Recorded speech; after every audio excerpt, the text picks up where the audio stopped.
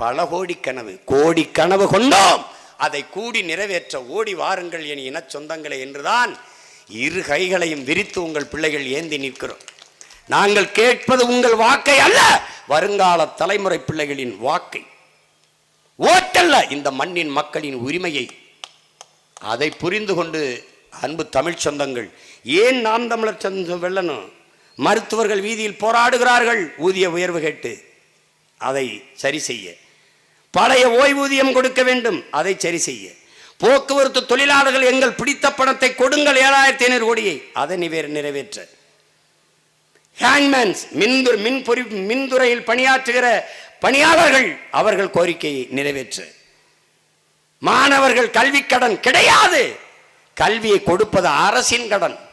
கடன் வாங்கி கல்வி கற்கிற நிலையிலே ஏன் என் நாட்டின் பிள்ளைகள் இருக்க வேண்டும்? நிலையை மாற்ற